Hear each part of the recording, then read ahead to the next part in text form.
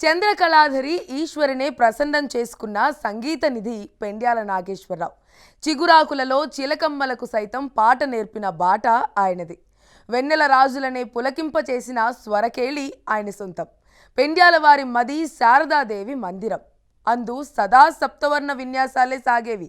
అవే మనకు ఆనందాన్ని పంచాయి. నిజంగానే పెండ్యాల వారి మది శారదాదేవి మందిరం.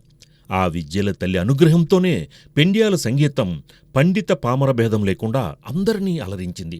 పెండ్యాల నాగేశ్వరరావు సంగీతం సమకూర్చిన పలు చిత్రాల్లో భక్తిభావంతో తొణికిసలాడిన గీతాలు రూపొందాయి. సదరు గీతాలు ఇప్పుడు విన్నా భక్తకోటికి పరమానందం కలగక మానదు. పెండ్యాల స్వరకల్పంలో పాడాలని గాయనీ గాయకులు సైతం ఎంతగానో ఆరాటపడేవారు. ఆయన స్వర విన్యాసాలతో సాగినప్పుడే తమ గాన కళకు ఓ గుర్తింపు లభిస్తుందని భావించేవారు. పెండ్యాల సైతం వారి అభిలాషని పసికెట్టి వారి గాత్రానికి పరీక్ష పెట్టేవారు.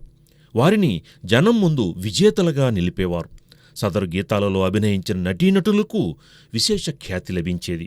విశ్వం సకలం నాదమయం అన్నది ఆర్యోక్తి. అందుకనువుగానే పెండ్యాల వారు తమ స్వరకల్పనతో నిద్రబోయే మనుషుల్ని లేపేవారు, వారి మనసుల్ని తట్టేవారు. ఆకాశమంటే కొండ శిఖరాల్లో కొలువైన దేవుడిని భక్తుల మదిలో తన స్వరాలతో బందీగా చేసేవారు. 7 కొండలవాసునిపై రూపొందిన భక్తిగీతాలు తన దరిచేరితే చాలు ప్రాణం పెట్టి మరీ స్వరకల్పన చేసేవారు పెండ్యాల. ఆ దేవదేవుని కరుణ కటాక్షాలతో పెండ్యాల వారి స్వరకేలి శ్రవణానందం కలిగించేది. మది భక్తిభావంతో మరింతగా పరవశముందేది. పెండ్యాల నాగేశ్వరరావు స్వరకల్పంలో రూపొందిన అనేక భక్తిగీతాలు ఈనాటికి భక్తకోటికి పరమానందం పంచుతూనే ఉన్నాయి. ఇక ఆయన స్వరపరిచిన మధుర గీతాలు మరీ మరీ వినాలనిపిస్తూ ఊరిస్తూ ఉంటాయి.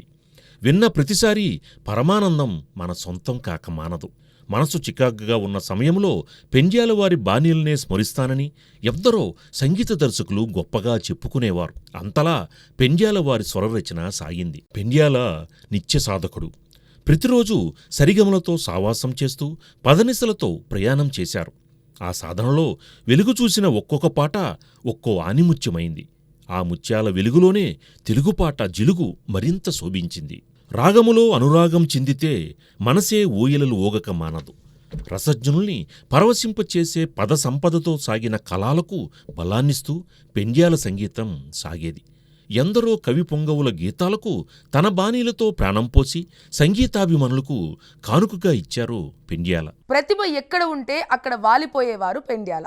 ఆ ప్రతిభను పట్టుకు వచ్చి మరీ పట్టం కట్టేవారు.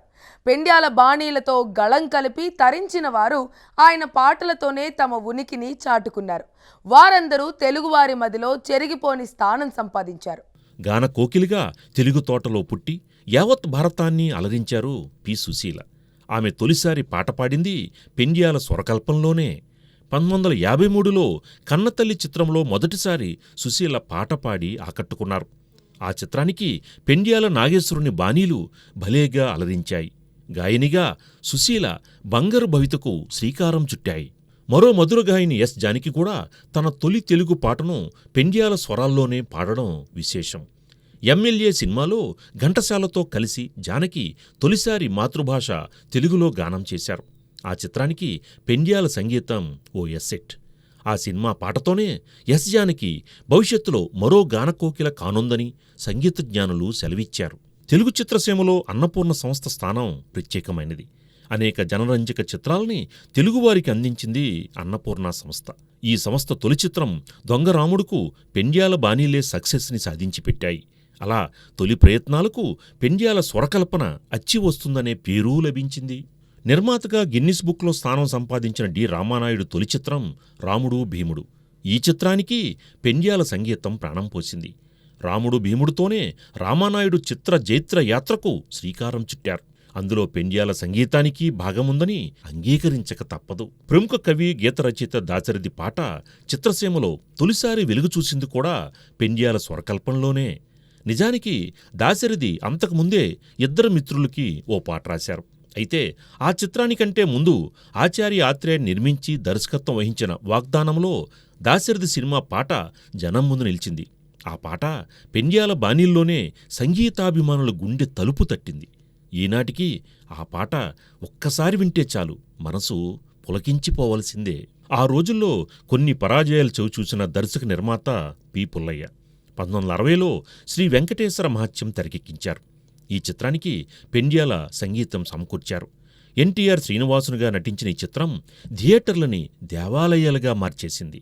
అంతటి విజయాన్ని అందుకున్న ఈ చిత్రమే పెండ్యాలకు తొలి బ్లాక్ బస్టర్ హిట్. అంతకుముందు మ్యూజికల్ హిట్స్ అందించారే కానీ ఏనాడు వసూలు వర్షాలు చూసిన చిత్రాలకు బాణీలు కట్టలేదు పెండ్యాల. శ్రీ వెంకటేశ్వర మహత్యంతోనే పెండ్యాలకు తొలి బంపర్ హిట్ లభించింది. తన కెరీర్లో అనేక మ్యూజికల్ హిట్స్ను అందించిన పెండ్యాలకు తొలి బ్లాక్ బస్టర్ను అందించింది శ్రీ వెంకటేశ్వర మహత్యం. ఆ మరుసటి సంవత్సరమే విడుదలైన జగదేక వీరుని కథ కూడా పెండ్యాలకు మరో సూపర్ డూపర్ హిట్ని అందించింది.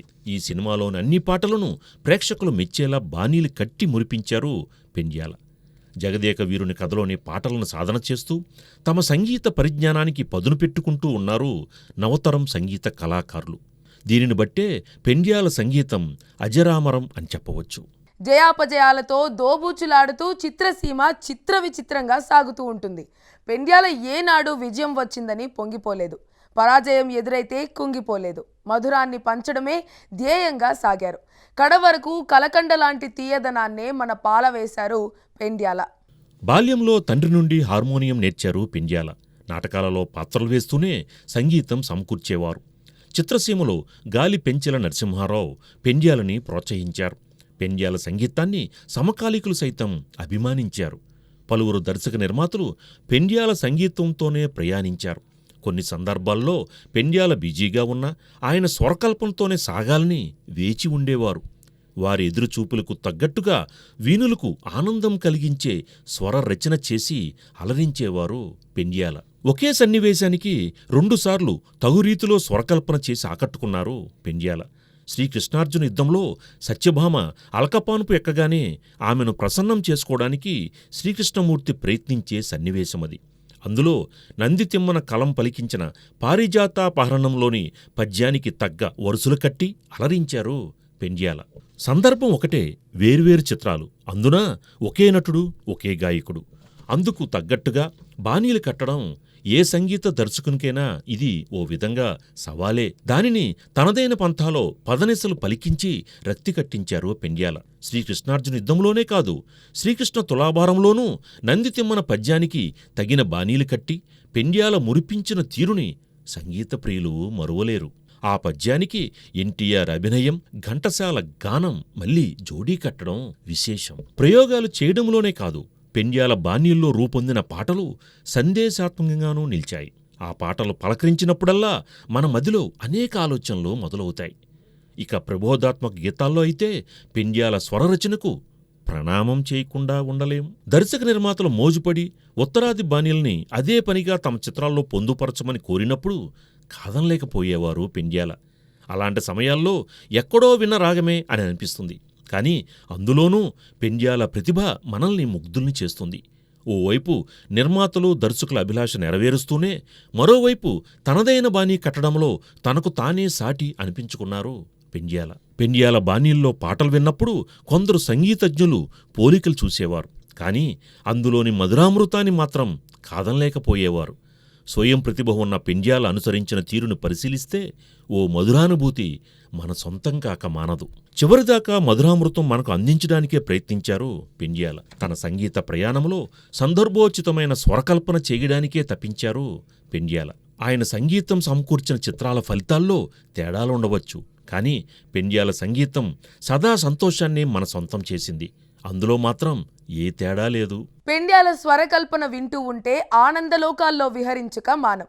ఒక్కసారి పెండ్యాల సంగీతంతో సావాసం కుదిరితే చాలు, ఆ స్వర విన్యాసాలకు సలాం చేయకుండా ఉండలేం. అది పెండ్యాల సంగీతంలోని మహత్తు. ఆయన స్వరకేళి చేసే గమ్మత్తు సదా మనల్ని అలరిస్తూనే ఉంటుంది. ఇది వాటి మహా స్పెషల్ ప్రోగ్రామ్. మరో స్పెషల్ ప్రోగ్రామ్తో మళ్ళీ కలుసుకుందాం. అంతవరకు సెలవు. బాయ్.